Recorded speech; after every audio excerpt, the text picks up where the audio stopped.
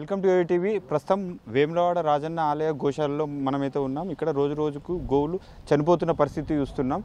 ఇప్పుడు ప్రస్తుతం మనతో పాటు మాట్లాడడానికి గోవులు ఎందుకు చనిపోతున్నాయి, ఇక్కడ హాస్పిటాలిటీ బాగాలేదా, లేకపోతే ఇక్కడ అంటే ట్రాఫిక్ ఇక్కడ ఎక్కువ సంఖ్యలో ఉన్నాయి, పరిమితికి మించి గోవులు ఉన్నాయా, దాని గురించి మాట్లాడేందుకు వెటర్నరీ డాక్టర్ అభిలాష్ గారు మనతో పాటు ఉన్నారు. సార్ నమస్తే, చెప్పండి సార్, ఇప్పుడు గోవుల పరిస్థితి ఎట్లా ఉంది? ఈ ప్లేస్ అనేది సరిపోతుందా? రోజు చనిపోతున్నాయి గోవులు, అంటే ఆరోగ్యం బాగాలేకనా, హాస్పిటాలిటీ బాగాలేకనా, ఎందుకు చనిపోతున్నాయి, అసలు కారణం ఏంటి?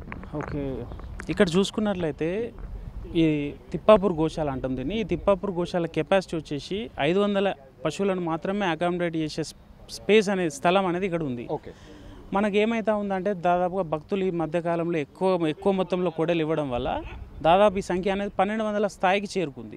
సో మనకు 500 పట్టే జాగాలో 1200 ఉండేసరికి ఆ రకంగా ఇబ్బంది జరిగి మనకు కొంతవరకు చనిపోవడం జరిగింది గత 2-3 రోజుల నుంచి చూసుకున్నట్లయితే. మళ్ళీ దాంతోపాటుగా కూడా ఈ వారం అకాల వర్షాలు, ఎక్కువ స్థాయిలో వర్షాలు కురవడం వల్ల వర్షం నీరు ఆగడం ఒకటి, ఆ వర్షం నీళ్ళు ఎక్కువ ఉండడం వల్ల ఫీల్డ్ లోపల మనకు పచ్చిగడ్డి ఏదైతే ఉందో ఇక్కడికి రావాల్సిన పచ్చిగడ్డి కూడా దాదాపుగా రాలేకపోయింది.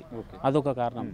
మళ్ళీ ఇంకొకటి ఏంటంటే మనకి గోశాల ఇప్పుడు రాజస్థాన దేవస్థానానికి భక్తులు ఎవరైతే మనకు కొడెమొక్కులు చెల్లించుకునేవారు కొడలు సమర్పిస్తూ ఉంటారు.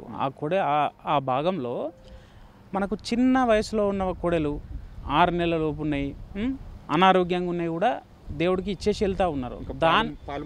పాలు మరవనివి సంవత్సరం లోపు అనారోగ్యంగా ఉన్నాయి దేవుడికి సమర్పిస్తూ ఉన్నారు.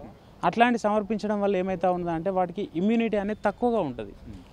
వాటిని కూడా ఇక్కడ తీసుకురావడం వల్ల వాటిలోనే మరణాలు ఉన్నాయి, పెద్దవి అన్నీ బాగానే ఉన్నాయి అట్లా.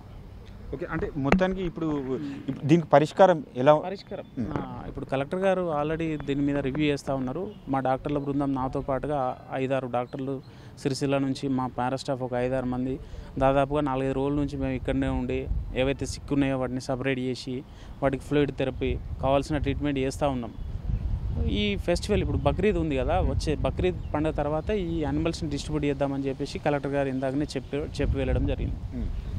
ఇప్పుడు మనకున్న అవకాశం ఏంటంటే ఇందులో ఉన్న సంఖ్యను తగ్గించాలంటే మనం భక్తులకు డిస్ట్రిబ్యూషన్ చేయాలి. ఆ డిస్ట్రిబ్యూషన్ కార్యక్రమం బక్రీద్ తర్వాత చేద్దామని చెప్పేసి కలెక్టర్ గారు ఇప్పుడే మాకు ఆదేశాలు. రోజు ఇప్పుడు అంటే ఇక్కడ కేర్ చేయడానికి ఇప్పుడు ఎంతమంది సిబ్బంది ఉంటున్నారు? రెగ్యులర్గా ఉంటున్నారా? కేవలం ఇప్పుడు ఇష్యూస్ జరుగుతున్నాయి కాబట్టి మీ వెటర్నరీ సిబ్బంది ఈ టైంలోనే ఉంటున్నారు?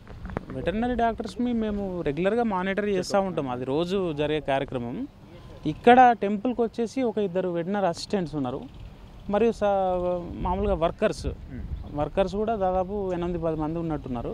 వాళ్ళు అది మేనేజ్మెంట్ అంతా టెంపుల్ చూసుకుంటుంది. ఓన్లీ వెటర్నరీ డిపార్ట్మెంట్ ఏం చేస్తుందంటే ఏమైనా సిక్ యానిమల్స్ ఉంటే వాటిని సపరేట్ చేయించడం, వాటికి ట్రీట్మెంట్ చేయించడం వరకే మా బాధ్యత ఉంటుంది. అంటే రెగ్యులర్ మానిటరింగ్ ఎలా ఉంటుంది? రెగ్యులర్గా మేము ఏదైతే సిక్ అయినాయో వాటిని సపరేట్ చేయించి వాటికి ట్రీట్మెంట్ చేయడం వరకే మా బాధ్యత ఉంటుంది. సో దీని అంటే రిపోర్ట్ ఇస్తారు, కలెక్టర్ గారికి ఇస్తారా? రెగ్యులర్గా ఎలా ఉంటుంది? కలెక్టర్ గారి దృష్టిలో ఉంటుంది ఇక్కడ ఎంత యానిమల్స్ ఉన్నాయి, రోజుకి ఎన్ని సంఖ్య పెరుగుతూ ఉంది అనేది కంప్లీట్ మానిటరింగ్ ఉంటుంది. కలెక్టర్ గారు దీని మీద ఎప్పటికప్పుడు రివ్యూ తీసుకుంటారు మా దగ్గర నుండి. ఓకే.